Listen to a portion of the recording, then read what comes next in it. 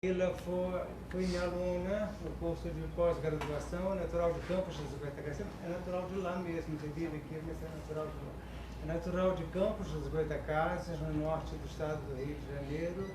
É professora de matemática. Eu sempre falo essa questão de como que as disciplinas se interagem. Então temos aqui a doutora Vera, uma nefrologista, que já falou para nós.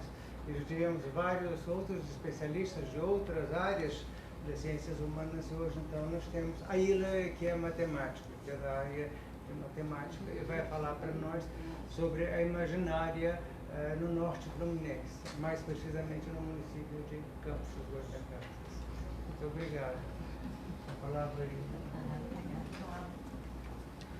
Bem, então, Dona Luzia, sou da área de exatas, professor da UFRJ, mestre em matemática, e vim fazer o curso com o Dom Mauro, e aí ele me abriu um mundo do qual eu não sabia que existia. Apesar de ser de família católica, praticante, ter sido anjinho, coroado Nossa Senhora, um curso de História da Arte Sacra, eu vi quantas coisas eu não conseguia ver na vida da igreja. É uma pena que nós, católicos, não vemos. É uma verdadeira analfabeta, porque eu entrava, rezava, mas aí toda essa parte sacra, a parte de talha, os atributos, nada disso eu enxergava durante toda a minha vida. Dom Mauro me deu esse prazer de abrir esse mundo para mim, essa leitura. Eu compreendi o grande problema do analfabetismo no país, quer dizer, eu trouxe isso para a minha vida e me amadureceu muito, que é uma pena você não saber ler o mundo, porque ele está aí cheio de coisas para você aprender e você não tem condição porque você, na realidade, tem um analfabetismo que não te deixa ver as maravilhas que o mundo oferece. Essa maravilha sacra, eu agradeço a Dom Mauro, e ela tem tomado daí em diante o grande objetivo da minha vida, foi essa abertura para esse mundo de beleza. Bem, eu comecei uma outra coisa também, como Dom Mauro, como sempre, levando a gente pelos caminhos de abertura. Ele, sabendo que eu era de Campos, a proposta dele foi que o meu trabalho, eu devia olhar para as coisas da minha região.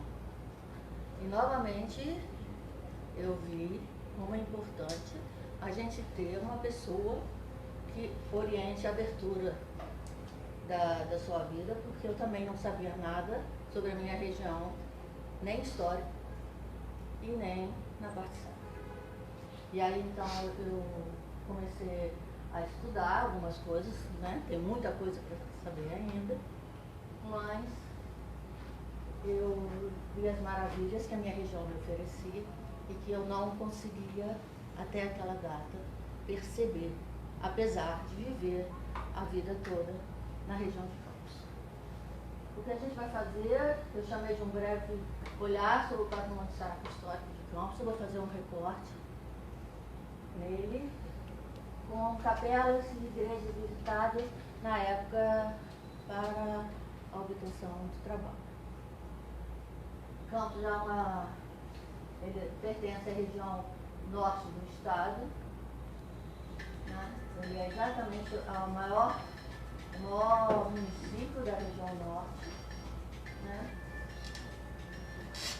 Ele tem vários distritos, aqui é a cidade, né? Eu vou me ater no recorte, eu vou me ater a essa parte do município de Campos, que é onde entra a colonização portuguesa no século XVII. Né? Aqui nessa região vão se estabelecer os beneditinos, no Surete, em toque dos jesuítas, ligado aos beneditinos, a gente tem o grande santo da região, que é o Santo Amaro, que o pessoal dedica a ele a maior devoção, né? É o grande santo da região.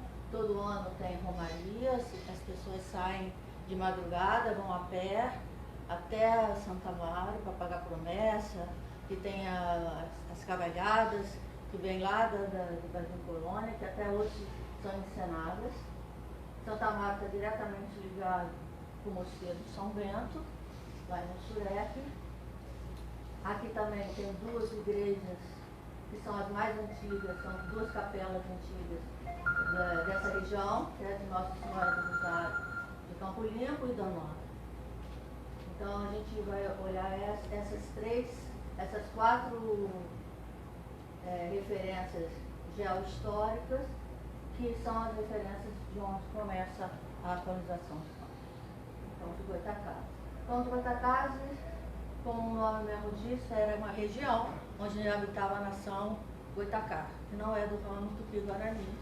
Eram índios altos, eles usavam a cabeça raspada e o cabelo bem comprido. A sua tez era mais clara do que os índios em geral. A região é uma região de muitas lagoas, então eles eram exímios nadadores. E aí o nome Goitacá, a princípio, aparece como corredor de mata, ou índios nadadores, ou comedores de caranguejos. Isso daqui é uma imagem da igreja Nossa Senhora do Carmo, da Ordem Terceira, na sacristia. Isso aqui é exatamente a parede original, e aqui a gente tem a referência aos Goitacás, que são os peixes e os caranguejos. Aqui é uma fotografia da região. Você vê que até hoje é uma região muito cheia de lagoas, e o rio Paraíba, que é bem grande, e seus afluentes. Aí novamente, só para ver mais de perto. Bem, o campo de Goitacazes, ele só começa a ser desbravado quando o Brasil é dividido em capitanias hereditárias. A capitania de São Tomé, no Cabo de São Tomé, é dado a um fidalgo português chamado Pedro Góes, que vem então tentar colonizar essa região. A região era habitada pelos índios, ele chega, consegue fazer uma vila, a Vila da Rainha, mas existe o desentendimento entre ele e os índios, e os índios então acabam devassando a vila. Ele vai embora, depois volta seu filho, isso em torno de 1536, o Gide de Góes, que também não consegue colonizar a região, a capitania, e então eles entregam em 1570 a capitania para a coroa. Ela volta a ser terras da coroa. E ela fica abandonada até 1627, com 7 proprietários rurais do Rio de Janeiro, chamados 7 capitães, porque eles lutaram contra os franceses e os tamoios, por isso eles eram chamados capitães, mas eles eram donos de engenhos aqui do Rio, sabedores do abandono da capitania, e sabedores que essa região era uma região muito vasta de campinas, se interessam e pedem então a posse da capitania. Existe um historiador campista, Lamego, que é ligado ao IFAM. Ele coloca então como a demora da conquista de Campos como sendo pela sua parte geográfica, né, muito pântanos, muitas lagoas de difícil acesso, e também pela bravura e ferocidade dos Goitacás. Essa tese da ferocidade é uma tese que os historiadores atualmente têm revisto, porque quando os 7 capitães chegam no Cabo de São Tomé, junto com os índios haviam 4 portugueses, e portanto, né, a ferocidade então não se sustenta. Então é um caminho de hipóteses e teorias que tem tentado retomar a imagem do Goitacá. A intenção dos donos de engenhos, na realidade, era implantar a pecuária na região de Campos para abastecer o Rio de Janeiro. O Rio de Janeiro já estava crescendo muito, precisava abastecer de carne e precisava do gado, do cavalo, para fazer os engenhos fabricarem o açúcar, que era na época o grande ouro da época, né? Ouro pra cá, né? Ali existe um roteiro, um roteiro escrito por Maldonado, onde, na realidade,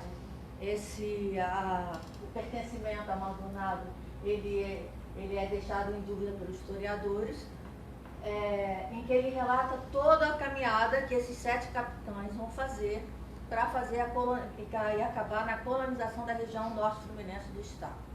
E ali ele vai contando como ele fez, porque quando ele volta, eles saem, vão a Piratininga ajudar na luta contra os tamoios lá em São Paulo, e quando eles voltam para o engenho deles, aqui no Rio, os engenhos deles estão todos já devassados, sem gado. Então eles veem que eles precisam de algum lugar para que ele pudesse fazer a criação de gado, para manter os engenhos dele e manter o rio abastecido. Isso aqui é a Lagoa do Açu, que é bem no Cabo São Tomé. Você vê que isso aí é uma foto atual. Você vê que a região continua bastante alagadiça, apesar de todas as drenagens que foram feitas e que para as cidades se desenvolveram. O Arno da Coroa, o governador Martim Correia de Sá doa a título de Seis Marias uma gleba lá do norte do estado. Não é a capitania toda, eles dão desde o rio Macaé até o Cabo de São Tomé. A capitania toda ia até o rio Itapemirim, que era a divisa com a capitania do Espírito Santo. Então essa parte que vai de Macaé até o Cabo de São Tomé, onde está a Lagoa do Açu, é doada aos 7 capitães. Os 7 capitães estão o nome ali: Miguel Maldonado, que é o pretenso autor do roteiro de capitães, Miguel Arriscado, Antônio Pinto Pereira, João Castilhos, Gonçalo Correia de Sá, Manuel Correia e Duarte Correia. Então, todos propriedades de engenho do Rio e Cabo Frio, né? Em reconhecimento ao que eles fizeram na luta contra os tamoios, contra os índios e os franceses aqui no Rio de Janeiro. Os capitães recebem a capitania toda, então eles começam a tentar. Em 27 eles pedem, em 29 eles recebem, mas só em 33 eles fazem a primeira viagem à região do norte fluminense. Então a viagem, eles partem do Rio, param em Cabo Frio para pegar um deles, e seguem em direção ao Cabo São Tomé. Quando eles chegam aqui no Cabo São Tomé, o mar é muito bravo, eles não conseguem aportar. Eles foram nessas sumacas aqui. Eles não conseguem aportar, aí eles voltam para Cabo Frio e Macaé, e aí eles vão entrar pela parte terrestre, e vai chegar então até Campos. Esse esquema é um esquema feito pelo professor doutor da UF, Sofiati, que ele estuda exatamente a parte da hidrografia da região norte fluminense, desde a época da colônia, as lagoas que foram dragadas, as lagoas que existem até hoje, o porquê das enchentes. Então, ele fala muito sobre a parte de como era, para poder falar o que hoje está acontecendo. Então, os 7 capitães, eles se embrenham pelo sertão agora, né? Eles entram exatamente perto de Pissamã, eles vão entrar para o Macaé. Eles, a princípio, tentam seguir a margem do mar, mas aí a areia e a restinga é muito pesada no andar. Eles então entram mais para dentro e vão chegar à Lagoa Feia. Aí na Lagoa Feia eles se encontram com os índios que já eram índios pacificados e que conheciam a região norte, e esses índios vão levar ele até o Cabo São Tomé. Na realidade eles vão andar por cima, vão chegar aqui perto de São João da Barra, aí vai descer o Rio Preto e chegar então finalmente nessa região, que é aquela região onde eu mostrei, que tem Mussuré, Pitocos, e a região então em que eles vão colonizar. É uma região de Campinas, muito aberta, com água e com muito capinzal, típica e própria para gato. Né? Essa aqui é a Lagoa do Açu, essa é a Lagoa do Açu, essa aqui é a Lagoa Feia, que é essa que a gente vê. É a maior lagoa aqui do estado do Rio, é a segunda do país, só sendo menor do que a Lagoa de Patos do Rio Grande do Sul. É uma lagoa de água doce. Quando eles chegam aqui, o vento estava muito encrespado, os índios chamavam ela de Lagoa Grande. Quando eles chegam aqui, estava muito encrespada, eles apelidam essa lagoa de Lagoa Feia. Mas repara que ela é uma bela lagoa. Né? É isso, até hoje tem muita coisa fazendo lá, exatamente pela beleza da lagoa. Ela, na realidade, ela vai fazer a divisa, ela faz uma divisa entre Campos, que é para cima, região de Campos, e Quissamã, né, que é uma outra região do norte fluminense.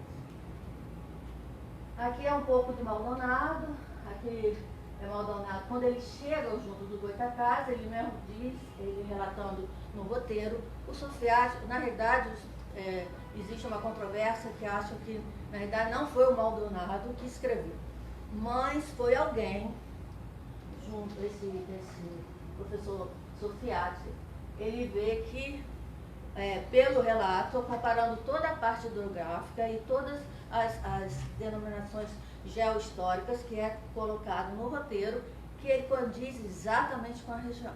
Então, só podia escrever aquele roteiro alguém que realmente, naquela ocasião, tenha realmente subido com os capitães.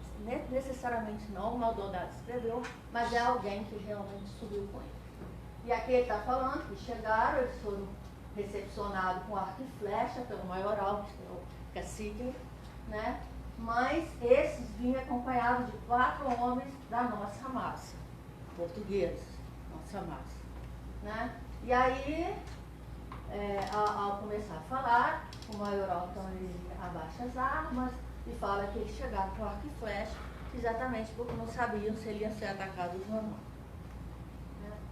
Então, em cima disso é que eu falei que a visão de como o Goitacazes aqui na ação, porque é ligado a ele a parte da ferocidade, mas também existem outros relatos também que mostram também que a ferocidade era em cima também do ataque que eles estavam sofrendo. E era uma maneira também deles se protegerem, né?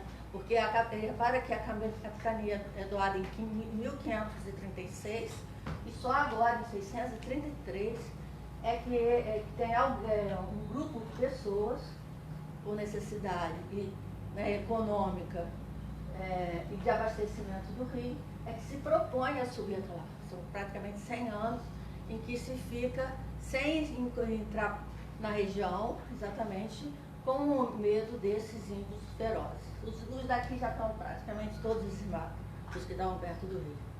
Né?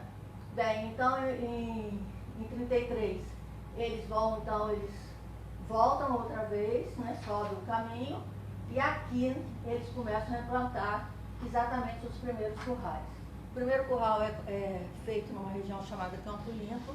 Nessa região, depois os jesuítas vão passar, tem uma capela chamada Capela de Nossa Senhora do Rosário de Campo Limpo, que remete àquela época e que até hoje a população faz as suas rezas e novenas e mantém toda aquela tradição desde a época do Brasil colônia. Eles deixam um índio, que era já um índio já aldeado, né, tomando conta do curral.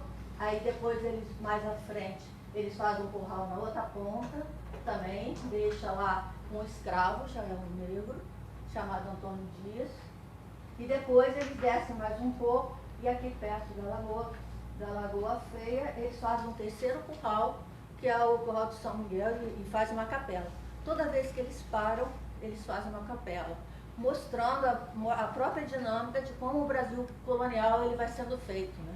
Ele vai sendo feito através das capelas, né? Sempre que chega.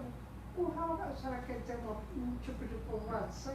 Não, assim? não, curral mesmo, curral para gado. Ah, para gado. Aqui agora eles não estavam, não tem nada, eles não estavam pensando em população, nada, eles estavam pensando na criação de gado mesmo, para mandar a carne para o rio, para abastecer, porque o rio era um porto que estava aumentando muito, as pessoas precisavam do alimento, e para também o gado e o cavalo para moer seus engenhos. Tá? Na realidade, a intenção deles, a princípio, não era uma intenção de colonizar, de povoar. É claro que na dinâmica da colonização isso acontece, né? Mas era uma dinâmica mais econômica mesmo. Né?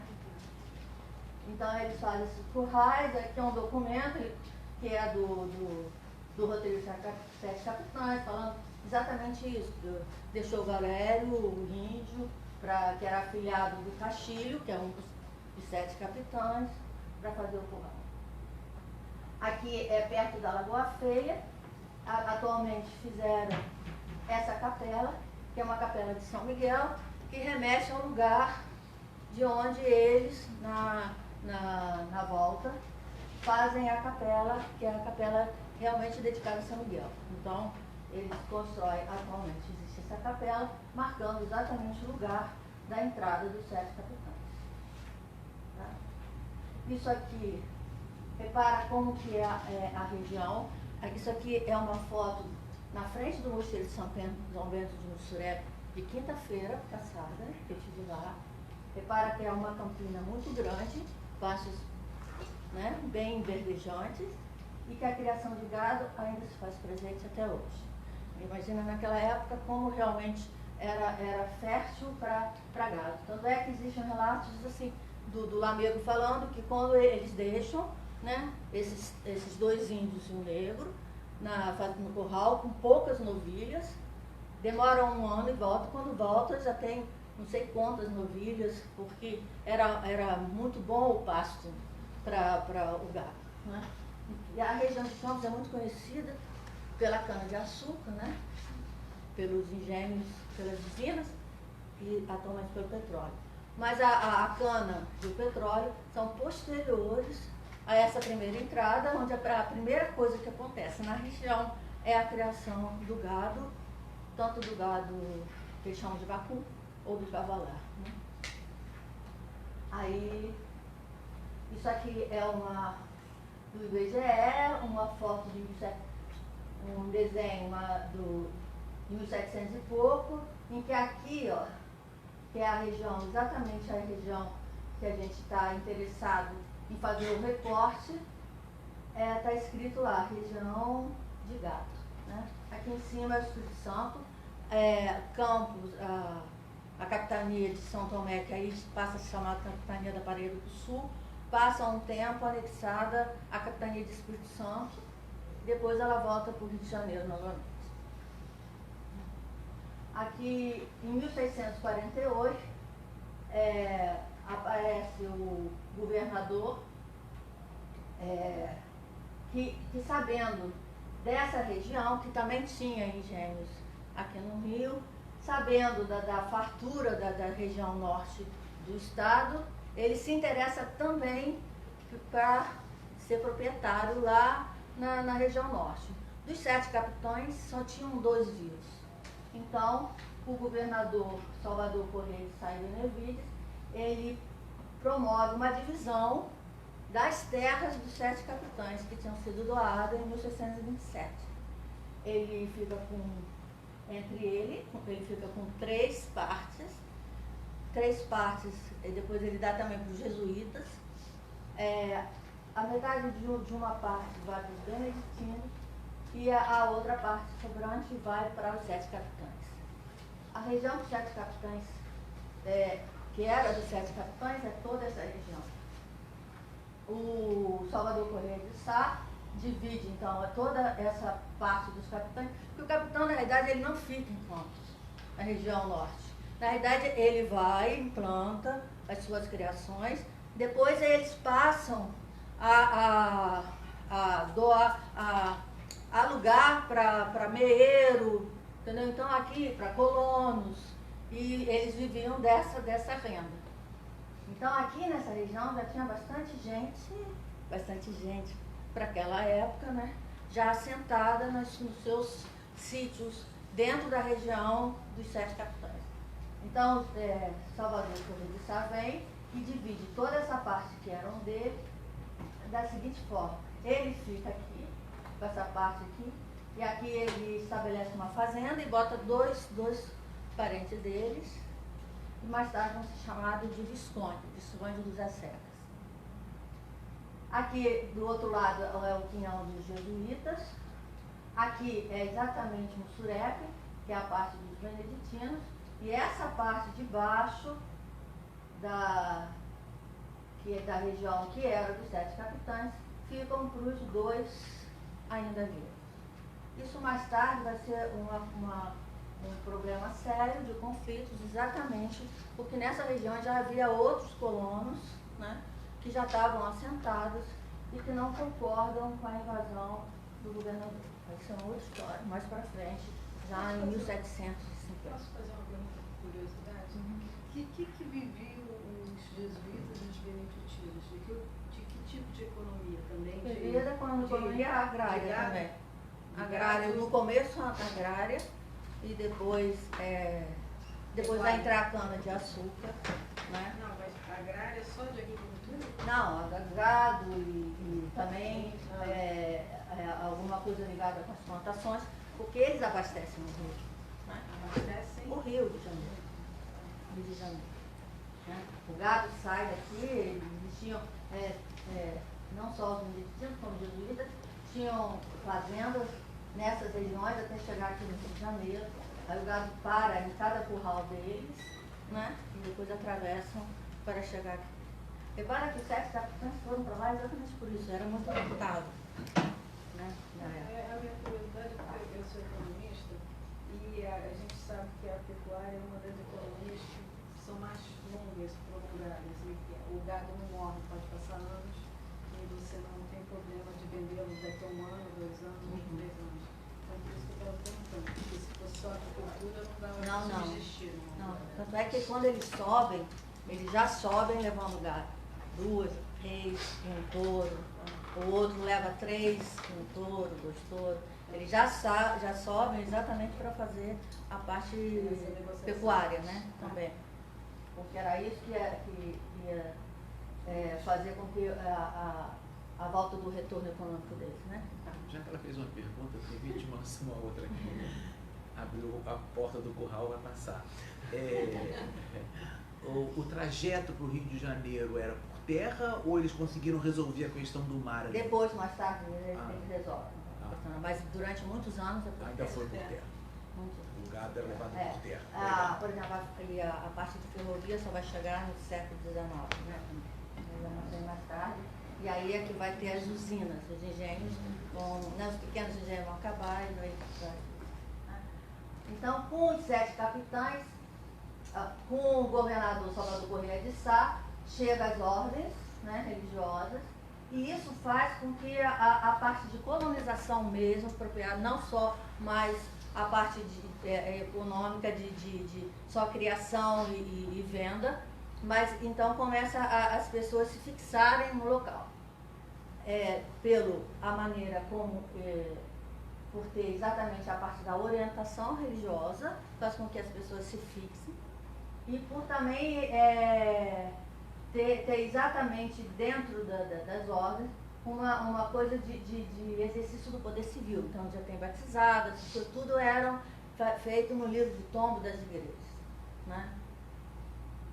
Bem, as ordens que chegam na região de Campos, as 2 grandes ordens são a jesuítica e a beneditina.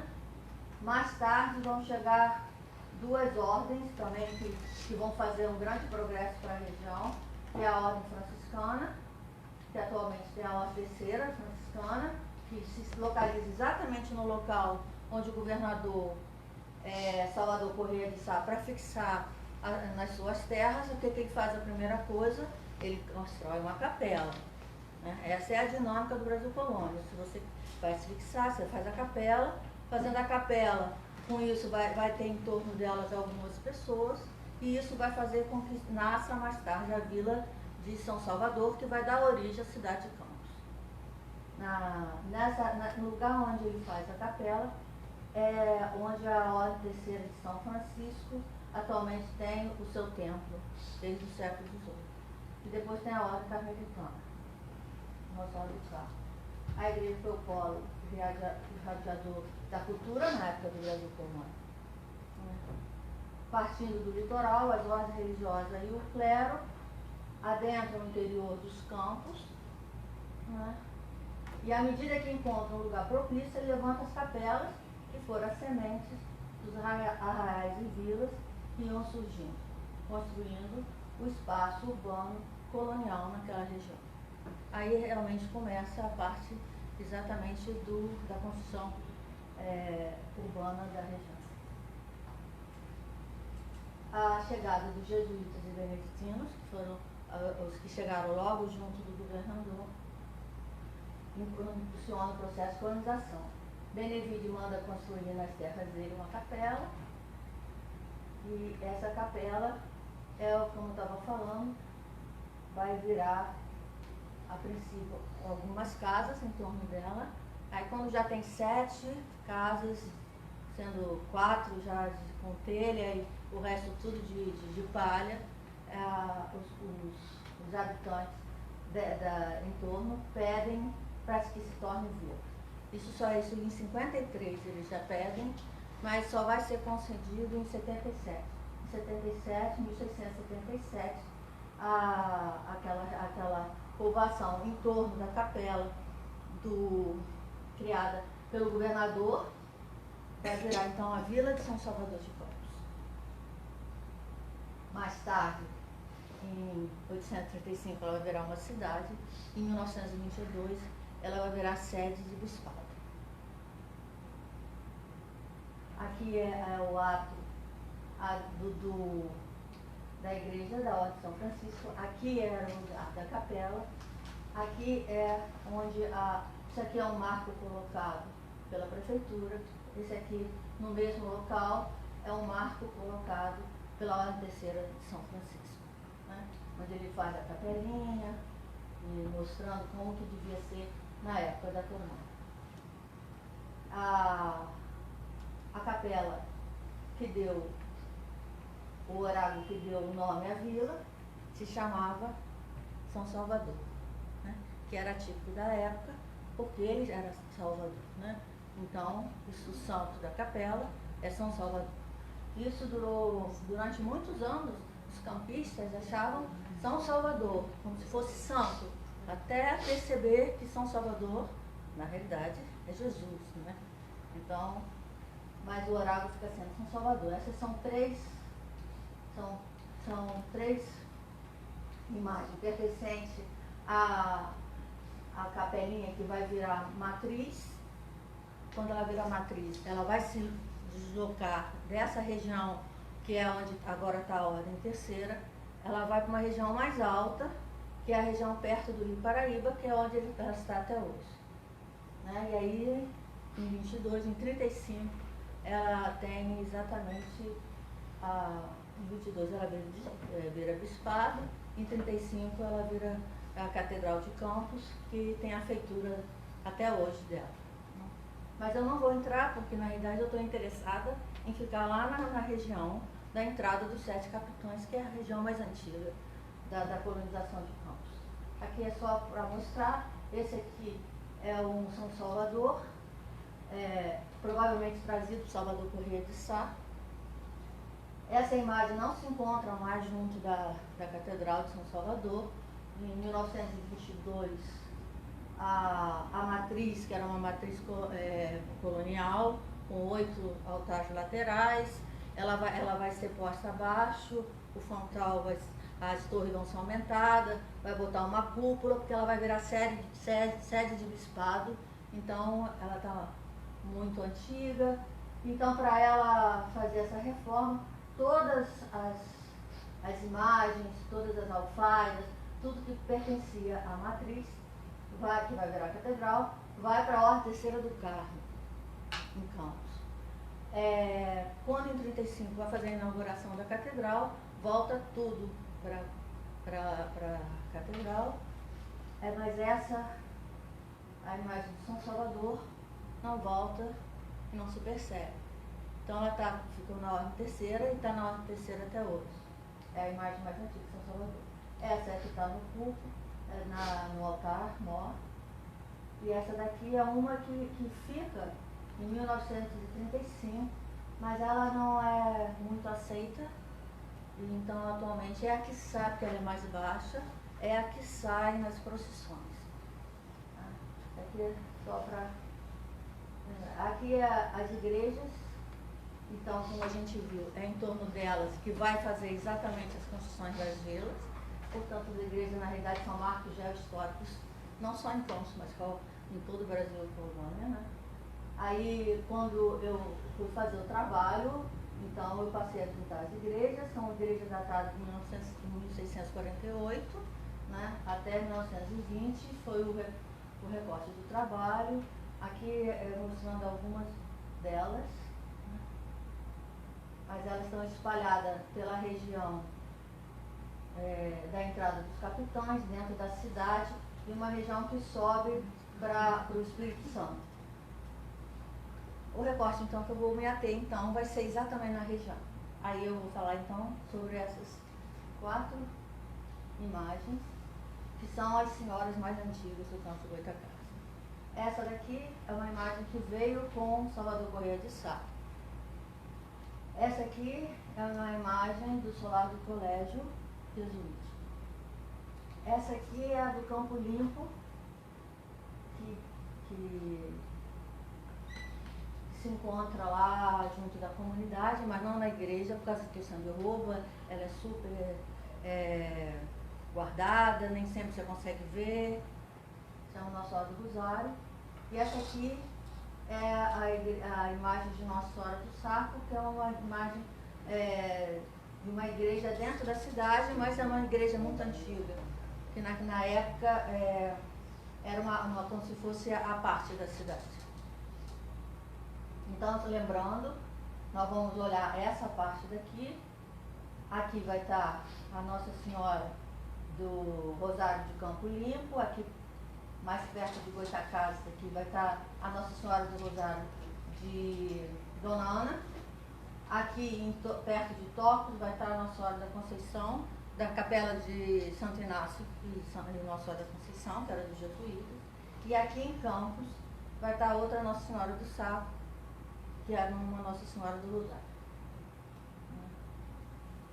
Aqui é a Capela Nossa Senhora do Rosário de Campo Limpo, é onde entra os capitães, é o primeiro curral que eles fazem, né?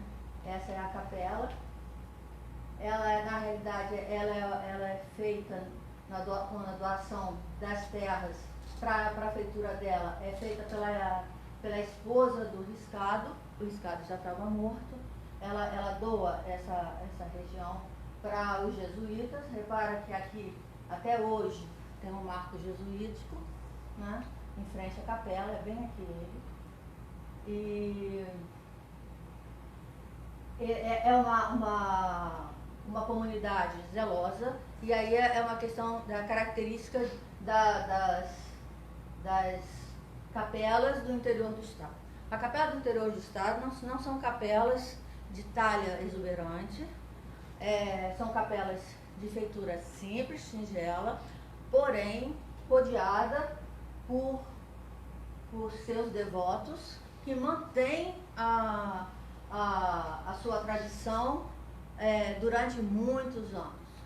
E onde se tem essa tradição bem forte, são as capelas que foram preservadas durante todos esses anos, né? Aqui na Nossa Senhora do Rosário, você vê que a feitura dela é uma feitura bem simples. Aqui a seteira, eles são da época dos jesuítas, não? Isso aqui era a maneira deles verem de dentro para fora, né? A parte de tomar conta por causa dos índios. Aqui é o altar principal. A maneira dela se colocar é uma maneira bem simples. Tem também uma parte de que, por exemplo, as talhas se perdem, não? Porque no começo do século XIX, quando se tem a construção do IFAM, o IFAM se vira muito para Minas, né? Porque realmente tinha umas talhas exuberantes. Mas o norte do estado, ele só vai ser olhado mesmo de uma maneira de levantamento de todo o seu patrimônio, de uma maneira bem ampla, pelo INEPAC, que agora, já há uns 5 anos atrás, faz um levantamento grande de todo o patrimônio sacro da região. Muita coisa em Itália se perdeu, porque numa capela que é simples, em que as pessoas são simples, não se tem muito recurso, então quando acontece alguma coisa, ou no telhado, ou no piso, o que se faz é o quê? Trocas, né? Trocas. E como não tem uma orientação nem do patrimônio, nem tem dinheiro, trocas por aquilo que se pode. Então muita parte das talhas, muita parte do piso natural, eles vão ser trocados por coisas mais recentes, mas preservando a capela ou a igreja e, portanto, preservando a devoção e a fé daquelas pessoas, que é o que sustenta isso. Repara que não deixa de ser só uma capela, como ela passa a ser uma referência histórica. Quando ela chega, ela muda a paisagem, porque ela se atém, né, com a paisagem, mas junto dela, ela traz consigo toda uma colonização, pessoas que passam a ser devotas do santo que vai ser colocado dentro da capela, e essa devoção vai passar por séculos, de pai para filho, e vai, até que chega ao nosso tempo. É muito interessante não só ver as capelas em pé, como é muito interessante ver a devoção das pessoas e a maneira como que ela te recebe quando você vai lá para ver a capela, entendeu? É com um orgulho imenso em que ela mostra, conta, e aí tem uma senhora de 100 anos que vem te contar como é que era antes, e você então participa de toda aquela parte social que é trazida junto da capela, né? Ela não é só uma coisa de referência religiosa, ela é uma coisa de referência cultural e social, porque em torno delas as pessoas vivem o seu cotidiano, né? E mantêm esse cotidiano fazendo várias manifestações culturais, né? Aqui é a Nossa Senhora do Rosário. Segundo os seus moradores, outra coisa que também não se preserva, porque ou com chuva ou com tempo, as coisas molham, então não se tem muito documento escrito nessa parte do interior do estado, né? E também, por exemplo, às vezes acontece que a coisa está velha, então se joga fora para comprar coisa nova, né?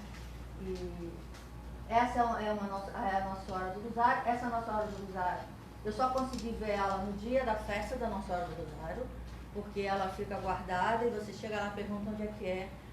Tá guardada, ninguém te informa, exatamente porque na região de Campos e dos interiores de Campos tem muito roubo, né? Eu fui em Travessão, visitar a matriz de Nossa Senhora da Conceição. Cheguei lá, estava Nossa Senhora da Conceição lá no altar mor, linda. Comecei a fotografar e o moço chegou para mim e falou: a senhora sabe que essa daí não é a Nossa Senhora da Conceição original. Eu falei: não, ela foi roubada. Só que ela é desse tamanho aqui. Eu subi, ele me deixou subir. Ela é quase do meu tamanho.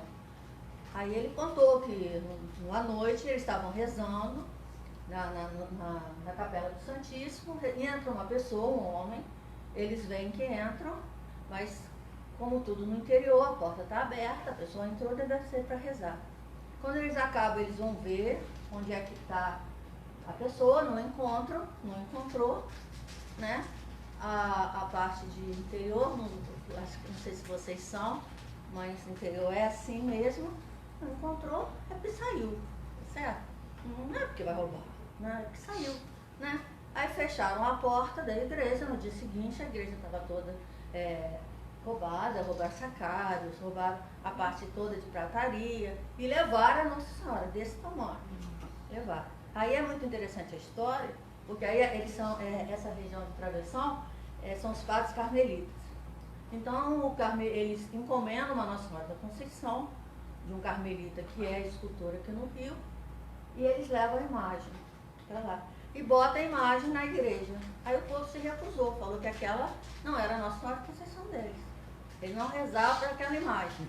Tinha que ser a Nossa Senhora Conceição deles. Aquela não era. Aí fica nisso, aí o padre vai e arranja uma foto lá de batismo, de casamento, aí manda para cá, aí faz a imagem igual, aí o povo volta a assistir as missas, a fazer suas novenas, porque que essa é a Nossa Senhora. Essa outra era menor, ela ficou para procissão. Aí você vê como é que é interessante esse trabalho social que você faz juntos dos devotos nas igrejas do interior. Isso aconteceu em quase todas as igrejas do interior do Brasil, né? É assim. Em Minas Gerais foi direto, né? Acabaram com tudo.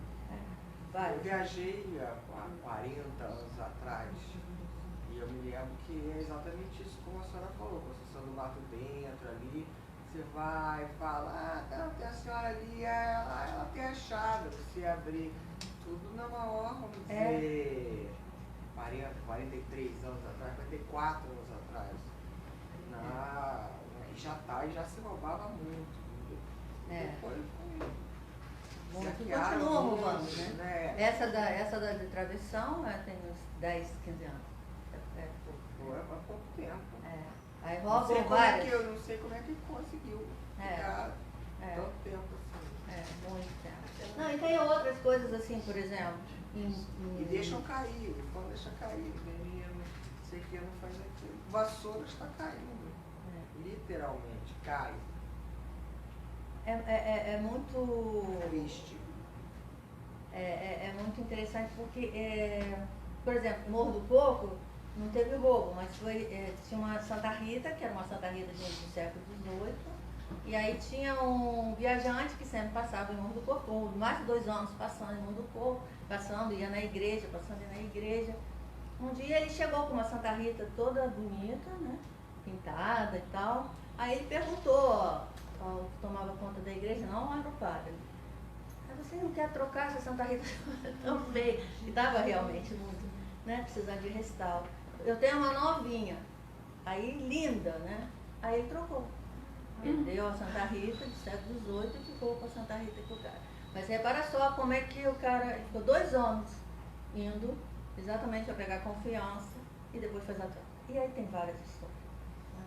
Bem, essa Quem vive no interior que sabe. Reza uma hora, por favor. Bem, essa é uma Nossa Senhora do Rosário e do século XVII, segundo ele. Esse aqui é uma foto de 2018, da festa de Nossa Senhora do Rosário. E a sua devoção, eles colocam como a festa de número 376, arremetendo o século XVII. Né, que ele colocando aqui. Aqui é o interior da igreja, né? O coro, aqui é o piso original, que o padre, como trocou, teve o cuidado de deixar o original e botou uma placa de vidro para pelo menos saber como é que estava. Aqui é a seteira por dentro, né? Aqui é a pia batismal, que aqui já é o INEPAC chegando e fazendo o inventário, né? E aí faz a datação do século XIX para século XX. Aqui também esse Cristo é datado pelo INEPAC. Esse também. Esse é o acervo da igreja, né? E esse é o Santo Antônio, ele fica na porta da igreja, que é datado também do século XIX, do século XX, quando a gente falou para que era melhor colocar em outro lugar, né? Porque ali está muito devastado. Essa aqui é a capela Nossa Senhora do Rosário, do antigo do parente do governador, né? Ela faz parte, na realidade, é Donana, perto daquela outra localidade. Ela abriga uma imagem que veio de Lisboa com o governador. Ela é um bem tombado pelo IFAM em 42. No campus tem 3 bens, tem poucos bens tombados pelo IFAM. Dentro desses bens tem 3 conjuntos arquitetônicos que tem capela. Um deles é essa, que era o engenho e a fazenda do Visconde de Acerca, com a capela. A outra é o colégio, o solar do colégio, que era a fazenda dos jesuítas. E essa daí, e a outra é um que era a fazenda do Carmo, que é atualmente o Asilo do Carmo, onde a capela não tem mais função, porque ela está caindo. Aqui é o frontispício, já com as volutas. O altar principal tem a inspiração barroca simples. Aqui era o conjunto que foi tombado pelo IPHAN. Do conjunto só sobrou a capela, o engenho e a fazenda não existem mais. Repara que a capela ela se mantém pelo uso que os seus devotos fazem durante todo esse tempo. Então a capela se manteve, o resto se perdeu. Aqui é o livro do tombo do IPHAN. Aqui é exatamente o lamego, se referenciando ao tombamento da capela. Aqui é o interior da capela. Repara que ela é tão simples quanto aquela outra, né? E aqui no altar principal, novamente, a imagem original não fica, por exatamente uma questão de segurança. Ela, na realidade, fica na casa de uma pessoa perto, que era um velhinho. Essa é a segurança que se tenha. Ela fica fora, mas... E aí tem dado certo até agora, mas é uma segurança totalmente frágil. Essa é a Nossa Senhora original. Ela aqui em 41, ela ainda estava a foto do IPHAN, né? Ela está ainda no altar. Atualmente ela só vai também, igual a outra Nossa Senhora do Rosário, nas festas do Rosário na verdade, de outubro. Lá na outra vai em janeiro e vai em outubro. Aqui é a Nossa Senhora do Rosário. A feitura dela é uma feitura simples, mas repara só que ela nunca teve restauro. Repara só que o douramento dela até hoje é vívido, né? Ela é referenciada no livro chamado Santuário Mariano, de 1723. Desde lá já se fala nela, né, como uma milagrosa imagem de Nossa Senhora do Rosário de Campos. Aqui um pouco do acervo também do século XVII para XVIII. Essa é Santa Teresa d'Ávila. Nessa fotografia ela ainda está na igreja, porque ela está no nicho da igreja. Atualmente ela não fica mais também, por uma questão de segurança. Ela fica junto da Nossa Senhora, na casa desse senhorzinho. Existem poucas imagens na Santa D'Ávila, né? Mas na região sim. A não ser dentro da zona terceira, né? Do lugar. Aqui é ela também. Repara que o douramento é muito próximo da Nossa Senhora do Rosário. Aqui são as pias batismal e pia de água benta, que são essa aqui é do século XVII, datada pelo inventário do INEPAC. Essas aqui são datadas como do século XVIII. Esse divino, ele continua dentro da igreja, é uma única das coisas que continuam na igreja. Aqui na foto ele está sozinho. Atualmente ele se encontra junto do oratório, se encontra essas duas imagens. O Sagrado Coração é uma imagem que tem na maioria das igrejas do interior. Aqui são alguns nichos. E aí a gente chega na terceira senhora da região, que é a Senhora do Rosário do Sacro. Ela já é dentro da cidade. Essa igreja ela começa em 1699, nas terras do Manuel Rodrigues. Atualmente essa é a feitura da igreja, né? Isso aqui é o centro da paróquia, né? Ela na realidade seria isso. Essa construção é do começo do século XX, né? Aqui no começo do século XX, aqui está a antiga igreja e aqui ia construindo já a nova, né? Essa daqui depois vai ser demolida. Aqui é a região de Campos, cidade, né? Aqui tinha uma lagoa, a Lagoa do Saco. Aqui tinha a Lagoa da Baronesa antes, que é onde tem, aqui mais ou menos é onde que a minha família mora. Aqui são outras lagoas, a Lagoa do Osório, Lagoa do Costume. Repara que é uma região, e aqui são áreas alagadiças, é uma região de várias lagoas. Então a região aqui a cidade, não se esqueçam, ela tá sendo, evoluindo nessa parte daqui. Aqui é São Francisco, mais ou menos. Depois ela vai para cá, porque a matriz vai vir para cá, para a beira do rio. E aqui é a região do Saco, onde tem o festejo na época do Divino. Era um festejo muito concorrido, as pessoas iam. Mas só que para sair daqui até aqui tinha que se passar por várias áreas alagadiças. E então os cronistas da época dizem que as pessoas saíam e aí eles acampavam aqui perto da Igreja do Saco. Atualmente isso a gente olhando parece, não faz sentido, porque é bem perto. Só que na época a gente sabia como é que era difícil sair da região da cidade para chegar aqui. Aqui é um relato das festas, do Divino, do Boi Pintadinho, das cerimônias do Divino. Então era uma festa muito concorrida. Aqui é a igreja, o interior da igreja atualmente, e o interessante é que ela preserva toda essa parte da tradição, porque lá no seu altar principal está desenhado exatamente a cena de Pentecoste, né? Que remete exatamente a toda essa característica que trouxe através das festas do Divino, né? O São Vitor, a nave, o painel do Pentecoste. Aqui algumas coisas do acervo dele, e aqui nós chegamos nela. Aqui é uma foto, aqui ela está exatamente no coro, lá em cima, porque como ela é uma imagem histórica de muitos anos, portanto de muito valor, ela, na realidade, primeiro ela ficava lá junto da sala do padre. A primeira vez que eu vejo, ela está na sala do padre. Depois ela é transportada para o coro. Aqui ela já está lá em cima do coro, portanto longe dos fiéis, não?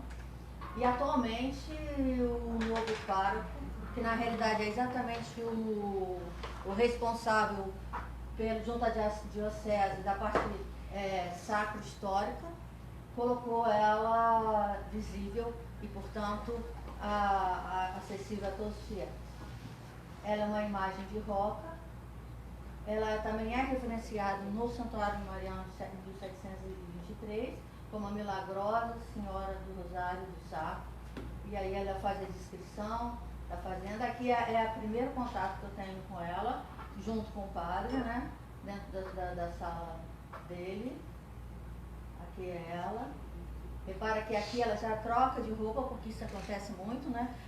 As pessoas gostam de fazer a cada ano novo véu, nova coisa, e vestem seus santos. Isso é muito interessante, né? Aqui ela tá lá em cima, ela estava aqui em cima do couro. Agora ela muda de lugar e agora ela está aqui exposta para todos os devotos e fiéis. O padre Márcio coloca ela. E aí está ela, que é uma imagem na realidade ela é colocada no século XVIII, ela é da passagem, né? Porque a igreja começa no fim do século XVII e ela chega logo assim. Repare que em 1723 ela já estava lá, porque ela já é referenciada pelo Frei Agostinho de Santa Maria. Aqui é a capela do Nossa Senhora da Conceição de Santo Inácio. Na realidade ela faz parte da fazenda jesuíta. Ela é em tocos, né?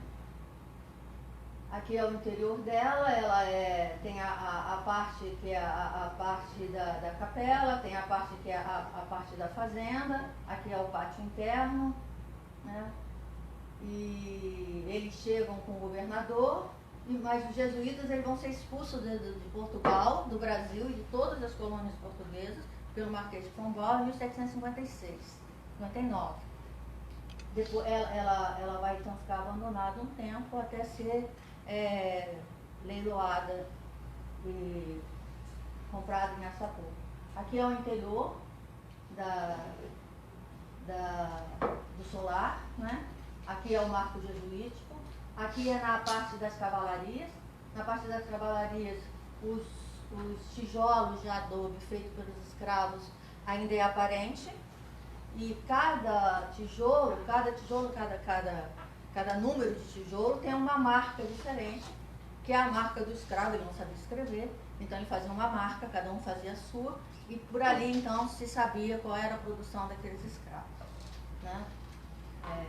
Que faziam tijolos nessa fazenda. Aqui é a seteira, que é muito típico da coisa da construção jesuítica. Lembra-se que lá em Campo Limpo também tinha, né?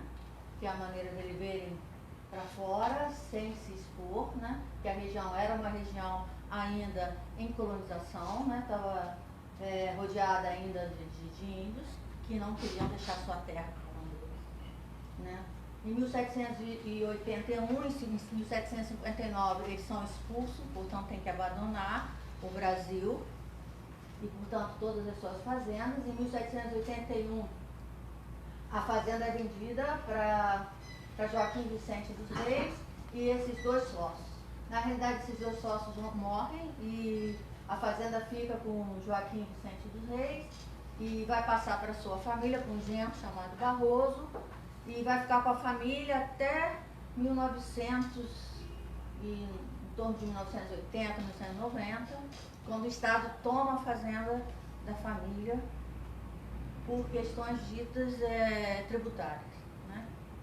E aí ela vai ficar abandonada um tempo.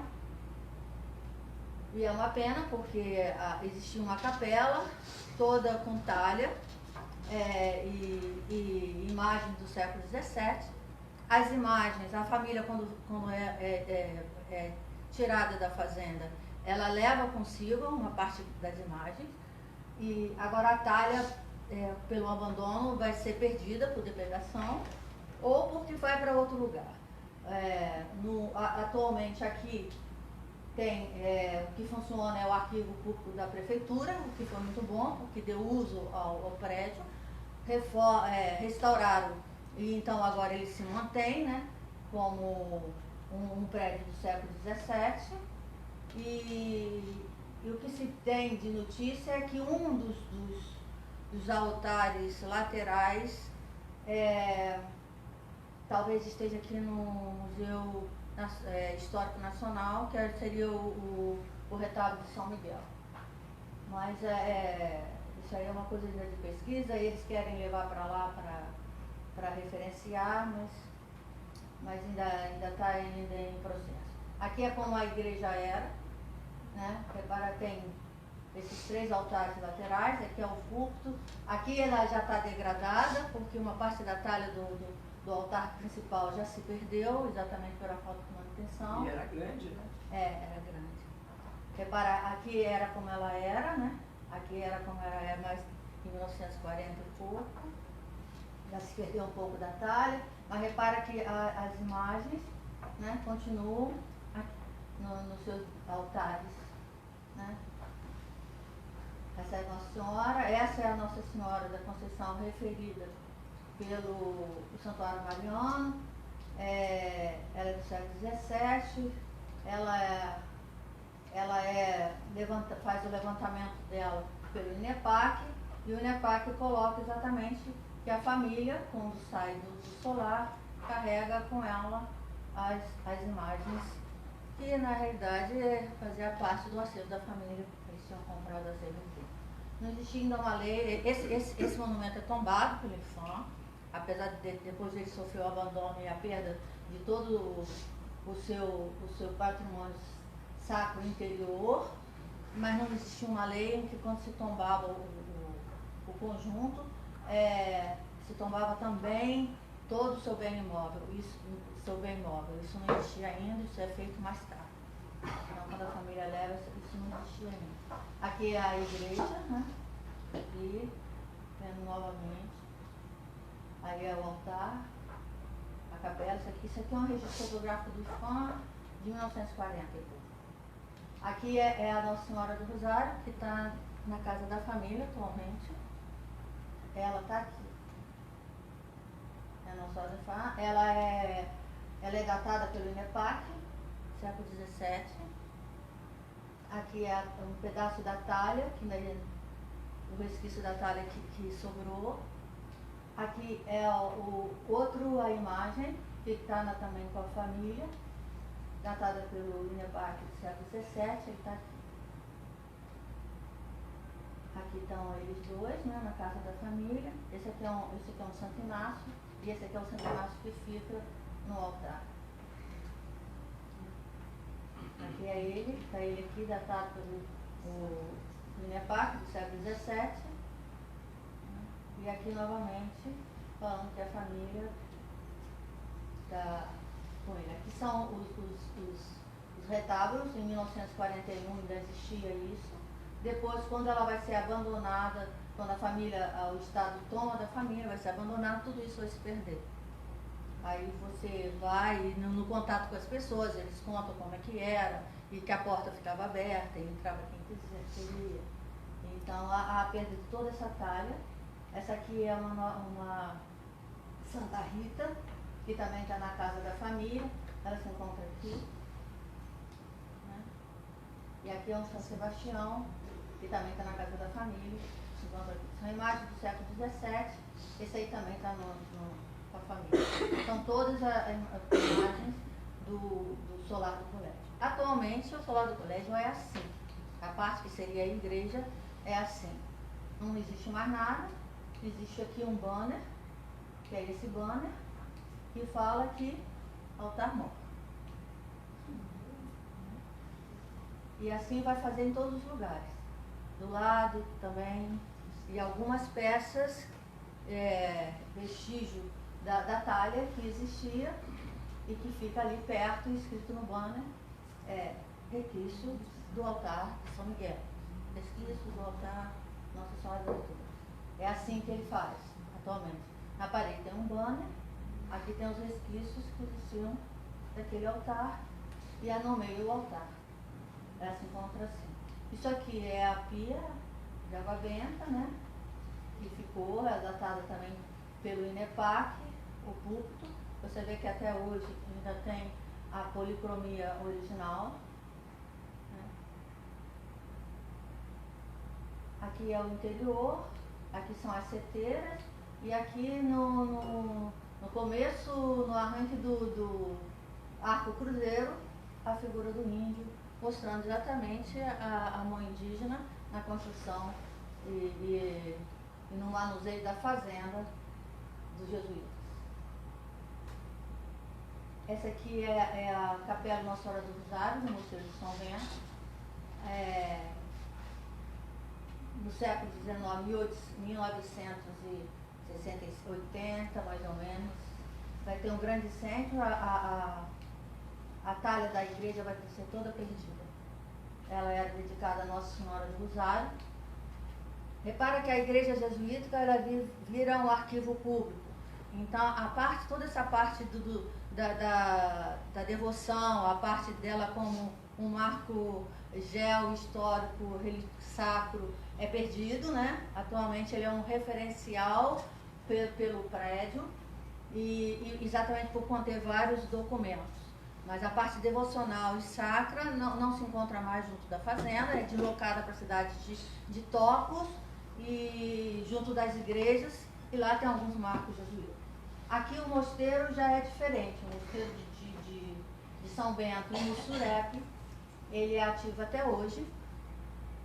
E do lado dele tem um cemitério. Eu fui lá na quinta-feira, ele está em restauro, então ele está todo restaurando. Mas no dia 1º, que era o dia de finados, apesar de estar todo em restauro, ia ter uma missa na igreja, com o telhado lá ainda meio improvisado, ainda só colocando a parte do isolamento, mas ia ter uma missa, ia sair um beneditino aqui do Rio, que eu acho que é Dom Fernando, ia rezar a missa lá, e aí os beneditinos atualmente têm um mosteiro e tem um santuário chamado Santuário das Rosas, que é perto da praia, no litoral, então ele fica lá e vem para cá. As pessoas vão à missa do Sinado, as pessoas têm os seus enterros até hoje, e a influência do mosteiro enquanto cultural e religiosa se mantém até hoje. Mas esse monte de beneditino Dom Fernando, não é? Foi Dom Felipe. Dom Felipe, né? Foi. É o que foi, né? Ele ia chegar na quinta, eu acho que ele ia chegar na sexta. Agora, que foi agora para finais, foi Dom Bernardo. Dom Bernardo. Foi para finais. Foi para Rosário, foi em outubro.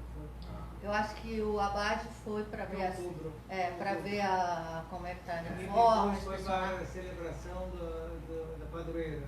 Do Rosário. 8 de outubro, que acabou celebrando na sede por causa das eleições. E aí ele ia chegar, mas aí Agora na sexta eu estava voltando. Ele ainda está lá, volta hoje. Volta hoje, né? Essa é o mosteiro, né, com a sua capela e a parte, exatamente a parte do edifício, né, da parte que vai ter exatamente o claustro, as celas em cima. Aqui vai contando um pouco de como ela é feita. Eles chegam, não se esqueça que eles chegam lá em 1648 com o governador Benevides, né, e eles começam a construir esse mosteiro em 1657 e vão construindo, vão aumentando. A torre vai ser feita já bem adiantado para frente, né? Aí vai a cela, aqui as varandas, em 700, já passou já para o século seguinte, e continua tendo várias melhorias na construção do mosteiro. Aqui vai falando das janelas, do térreo, da cozinha. Aqui é o mosteiro em si. Em 54, a torre, em 819, é que a torre é concluída.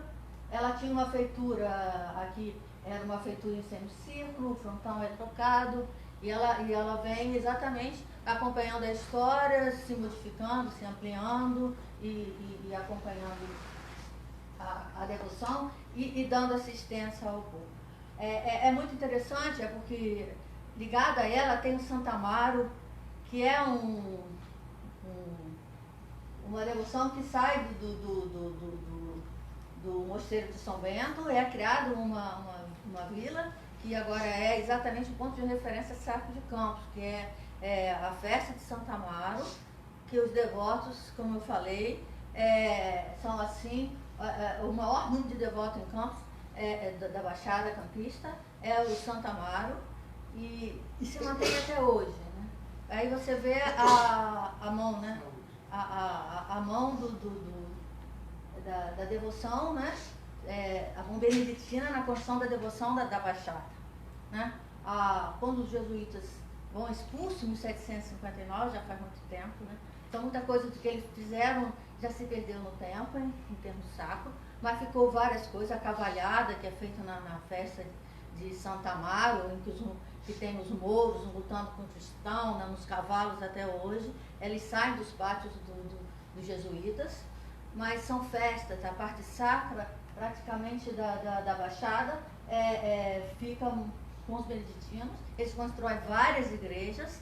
Então você vai lá, tem a Nossa Senhora de Fátima, aí ela conta como é que o monge da época saía pedindo, fazendo oração, fazia novena para construir, entendeu? Então, quando você vai, você vê exatamente a efervescência ainda saindo como sementes do Mosteiro de São Bento até hoje. Apesar de que ele parece isolado. Parece que ele está lá sozinho, entendeu?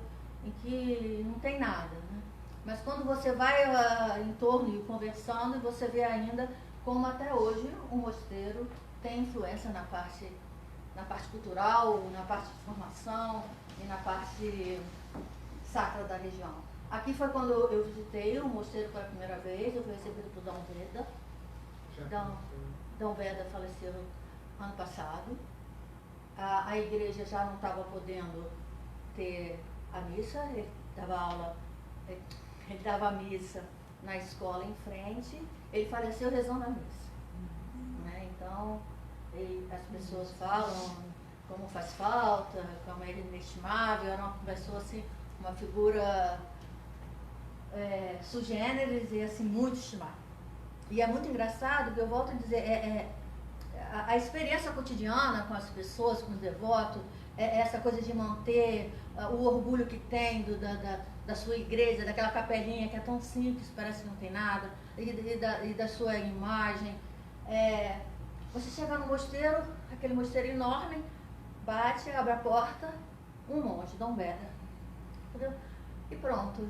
E aquele homem mantém toda aquela coisa viva, né?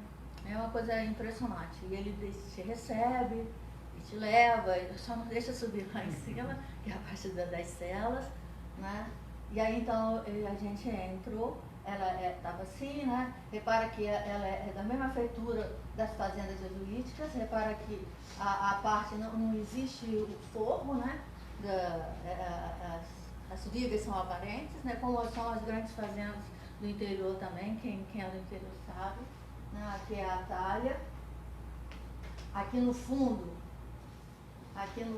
como é que eu faço? Ali no fundo, dentro de uma jaulinha, de uma gradinha, está exatamente a imagem do São Bento, que é uma imagem também datada pelo INEPAC. Repara como ele fica. Ela está aqui, ó. Ela está aqui. Essa imagem atualmente, como lá tem restauro, essa imagem veio para o Rio, pelo que foi dito. Várias coisas vieram para o Mosteiro do Rio, e outra parte de mobiliário, essas coisas, está no Santuário da Rosa, na praia, lá perto da praia do Farol do São Tomé. Esse é o São Bento. Aqui são algumas coisas do acervo. Essa daqui é a Nossa Senhora que atualmente fica, que vai ficar no altar-mor, né? E que ela fica depois do incêndio, né? Ela não é original. Aqui é uma Nossa Senhora de Montserrat. Aqui são os mobiliários ainda de época. Esse aqui é datado também, né? Critério, Montserrat, sala lateral, mobiliário. Essa daqui é exatamente os bancos originais da igreja. Aqui é a igreja com a Nossa Senhora do Rosário e com Santa Escolástica e São Bento. Ela tem... Isso aqui é uma imagem de 1941, novamente, feita na mesma época que faz a do Solar, ou IFAM, né, fotográfica, e fotografa Donana também, né, que a gente viu lá o engenho, que não existe mais, e só sobra a capela. Né? O incêndio se perde tudo atualmente, quer dizer, depois do restauro, não sei como se vai manter, mas atualmente é assim, não existe talha. Né? Em 1965 tem um incêndio que pega exatamente a parte da capela. Essa daqui faz parte do acervo lá do mosteiro, é uma Santana. Aqui é a pia datada pelo INEPAC, né, século XVIII, ela se encontra aqui na porta. Atualmente ela não está. Aqui era a sacristia com alguns elementos, né? A cadeira. Esse aqui é um lavabo, que é um lavabo original, também datado do século XVIII. Ele teve uma época que ele veio para o Rio, em 1985, eu acho, para o mosteiro aqui do Rio, mas depois ele volta em 93 para o mosteiro de Campos. Né? É trazido de volta. Aí falando exatamente da presença monástica, nos mais de 3 séculos, né? Muitas histórias, Santa Amaro é uma das histórias que faz parte do contexto da Baixada Campista e do Campista, porque ela é uma imagem que na realidade ela é levada, ela é achada num certo lugar, que é exatamente onde agora é a cidade de Santo Amaro, né, a localidade. Ela é levada para o mosteiro, pelo mendicino, e toda noite ela sumia. E quando iam ver, ela estava novamente onde ela foi achada. E aí se constrói uma capela para Santa Amaro, e como toda a dinâmica da colonização, construindo a capela, em torno dela vai se fixar várias pessoas e vai se formar uma vila, que atualmente é grande no sentido de imagem religiosa, porque ela é uma localidade muito pequena, mas com um potencial de fervor imenso dentro da Baixada Campista. Né? Então, junto dos mendicinos tem várias histórias, né? Porque eles estão lá desde que chegaram, né? Não saíram até outra, né? E muitas histórias estão registradas, mas a maior parte dela foi transmitida de geração por geração que muita coisa se perdeu exatamente pelo tempo, né? Aí é o pátio interno, que é o claustro, aqui é o marco beneditino, né? Aqui agora já é em 2018, ela está em restauro, né? Aqui é o interior, aqui é como está a capela, aqui tem cuidado com a obra, né? Aqui é exatamente a sacristia, é onde está melhor, aqui é o pátio, aqui estão fazendo as amarrações, né? Sustentando a parte de cima, aqui é exatamente a sustentação daqui. Aqui é interessante que você vê o adobe antigo, né? Feito nas piscazeras, que são tijolos imensos, e algum reforço que já teve anteriormente, já com tijolo já do tamanho normal, né? Ali, você pode ver o adobe e o tijolo. Aqui é uma porta que foi achada agora no restauro. Aqui existia uma porta, né? Que está velada, estava velada pelos dois lados, né?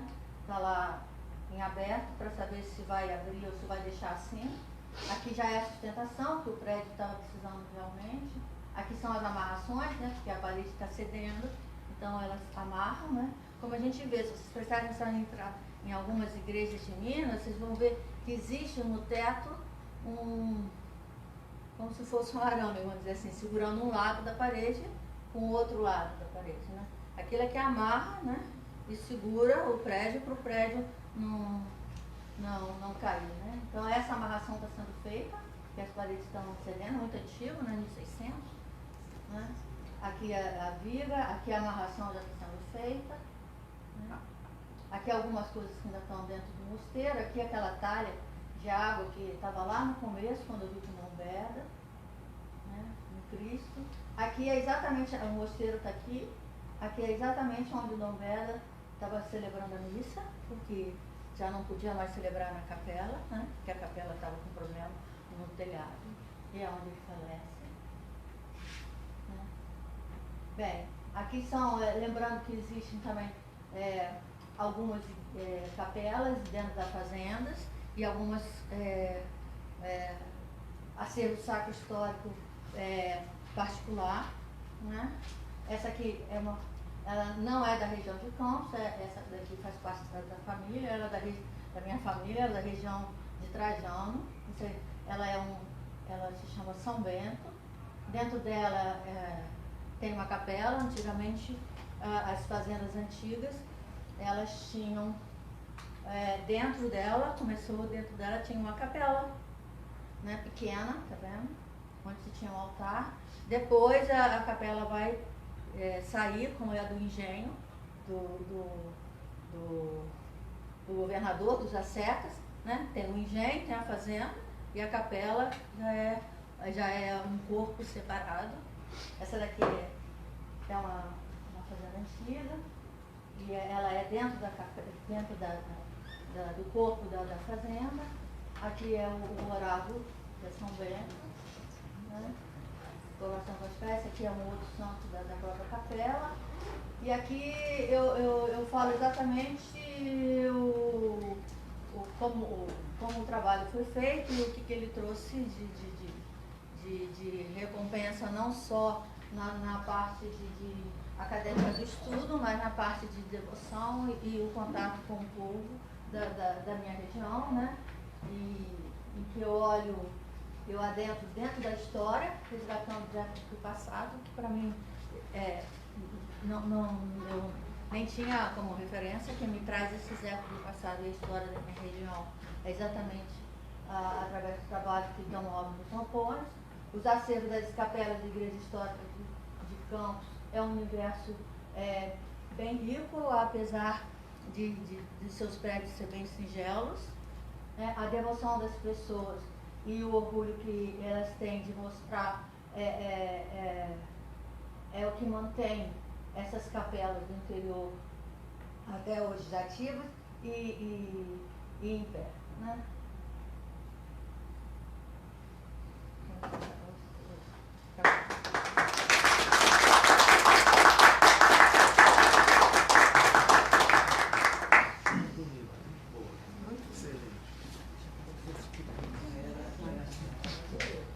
Eu gostaria de agradecer a Ilha essa brilhante apresentação, mostra um pouco da nossa história que está perdida lá no interior do estado, longe da capital, longe em comparação a outros estados brasileiros, é pertíssimo, 400 quilômetros, mas o pessoal daqui do Rio de Janeiro, o fato é que não vai para lá, para essa região. Não tem muita exploração no âmbito turístico, etc. E tal, então fica assim um pouco desconhecido.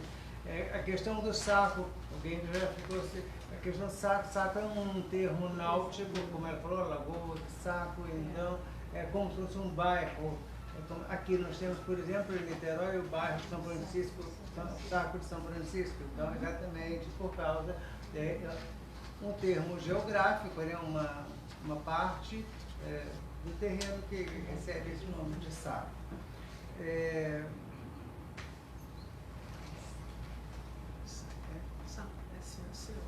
Como? Não, ela perguntou como é que era o nome disso. É saco, É esse é saco mesmo. Saco mesmo, saco de carregar mercadoria. Saco. A questão de produção da fazenda de Campos dos Goytacazes. A produção principal era o gado vacuno, que vinham 4 manadas a cada ano, uma por ocasião do Natal, por ocasião da Páscoa, São João Batista e os Santos Anjos, São Gabriel, São Rafael, São Micael. Então, não, vinham da fazenda de Campos, ao gado que vinha para abastecer a cidade do Rio de Janeiro. A princípio ficavam estabulados no que hoje é o Campo de Santana, que era uma propriedade beneditina. Lembrando que os beneditinos tinham fazenda em toda a costa fluminense, partindo da Ilha Grande, passando por Paraty até o Espírito Santo. Não um território contínuo, território fragmentado, mas em toda a costa os beneditinos nunca adentraram o estado, ficaram só na costa. Então, e hoje o que resta essa fazenda de Campos, que ultimamente foi vendida, e o que resta, na verdade, é apenas um mosteiro. O cemitério foi terceirizado agora, recentemente, foi comunicado agora em finados que seria de fato terceirizado. Além da do gado bovino também, se vendia açúcar, que mandava para a Europa, a Campos depois, primeiro gado para carne, gado de corte, depois passou a produzir cana-de-açúcar, que se mandava para a Europa, e farinha de mandioca, farinha de mesa, que era utilizada aqui na alimentação. Século 17, 18 não se comia arroz por aqui, então a base era feijão e farinha de mandioca. A carne era carne de peixe, carne bovina, e essa era a alimentação básica. O Tocos, o antigo convento dos jesuítas, como a Ilha falou, hoje é o arquivo da prefeitura, salvo engano, né? E também muito interessante é que foi instalado um acervo, um centro de restauro de papel, pouco divulgado também, mas é um acervo muito interessante e que está sendo bem essa escola de restauro que tem agora lá, então isso favorece na proteção do acervo. Não, na proteção do próprio acervo antigo, da documentação.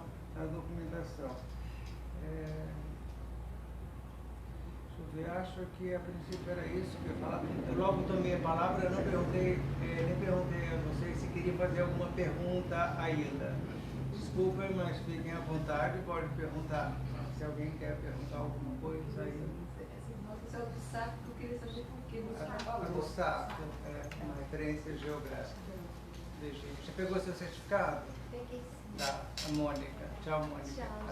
Na próxima segunda-feira teremos a alegria de ter o Ailton aqui conosco, e já está aqui conosco hoje. O Ailton também vai falar de uma capela, a capela militar daqui do Rio de Janeiro. E temos a alegria de ter conosco também a Kátia, que foi aqui 3 alunos do nosso curso de pós-graduação. A Ilha, o Ailton e a Kátia. E assim Como? Como capela. A capela da Polícia Militar. Nossa Senhora das Dores. Nossa Senhora das Dores, na rua Evaristo da Veiga. Evaristo da Veiga. É uma tentação que sempre que passamos por lá o quartel está aberto, nós não podemos entrar para visitar. Então, o Ailton vai nos mostrar um pouco do O escondido. senhor conhece o padre que da missa lá, faz missa lá, ele fez um curso aqui com a gente? Quem é? Padre Marcelo. Marcelo, não sei. Da polícia, cabelão. Bem alto ele. Bem alto, altíssimo.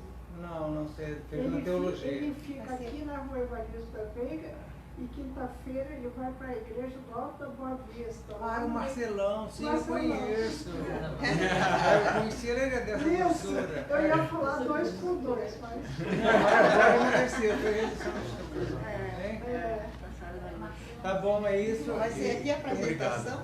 Ah, Vai ser sim, a apresentação No aqui, próximo sexta. porque está acontecendo um evento da Simbra, um intercâmbio cultural monástico que está acontecendo lá em Emaús, por isso as nossas apresentações passaram a ser aqui, e como estamos terminando já, então fica aqui até, para não ficar mudando para lá e para cá, então vamos ficar aqui até o encerramento.